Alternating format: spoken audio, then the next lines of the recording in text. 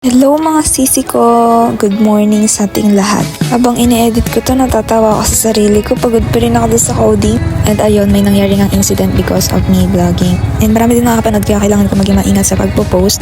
I'm sorry kasi starting pa lang naman ako kaya sorry sa nadamay. And thank you rin doon sa nangyari na yun kasi nabuksan yung mind ko na mag-search muna before doing this kind of vlog. So here's Saturday classes tayo today. Pagdating ko 7:15 wala pa dyan si ma'am. Ang ginawa ko is nag-attendance muna ako kasi nasa akin yung sheet. Admission nga palang school namin so hanggang dito kitang-kita mo yung pila na sobrang haba and makikita pa natin yan paglabas natin mamaya sa lunch. Ito na si ma'am and today discussion and quick quiz tayo. Ayan po, hello kay Aya na maganda. Naglang ako dito sa discussion ni ma'am kasi mamaya may quiz tayo. So during discussion, lumilipad na naman ang isip ko. Yan lang kami ni ma'am ng time na mag-review quickly before short quiz. Dito, nag-review pa ako, nangopya lang naman ako, kainis.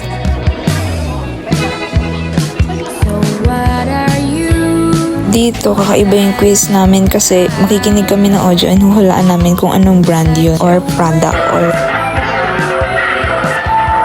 Diba te, kaya na mahirap lalo na pag exam na ko. O diba nakita nyo patingin-tingin ako sa likod. Ang mahirap nga te. Di ko alam, simula pa lang ng college life ko, ewan ko.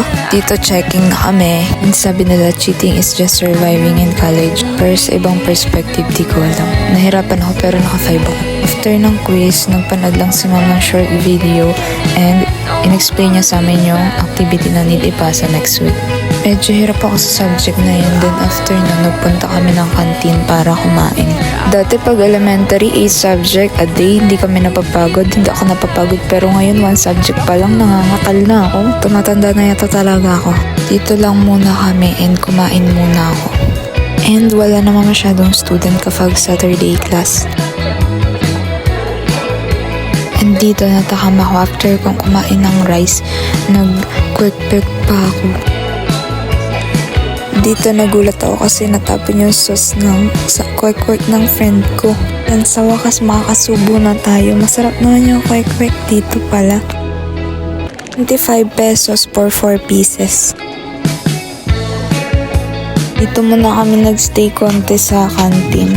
And super boring kasi 10:30 yung last subject namin and yung start ng next subject namin is 1 PM pa. So 3 hours vacant. Nung nagpunta kami sa labas, ito makikita nyo ang daming mga nag-exam para sa school ng admission. Dito na kami sa last subject and next classroom nag-discuss si sir and nagpunta kami ng lab. Guys, hinahati kami ni sir sa boys and girls. So yeah, mag-aano na kami actual sa Ayun na sabi ni Dane, papunta kami ng lab nito.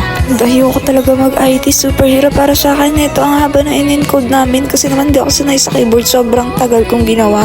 Ayoko yung nagantong work, sedentary lifestyle, lalaking tiyan ko. And sinasabi ko sa inyo mga sisi, 3 hours kaming nag-coding. Per hirap para sa akin ito pero wala akong choice. Pero on other hand, masaya naman siya, may natutunan ako no. Masaya siya na mahirap, buti na lang nag-class dismiss na si sir and paalis na ako, may pupuntahan pa kasi ako dyang iba.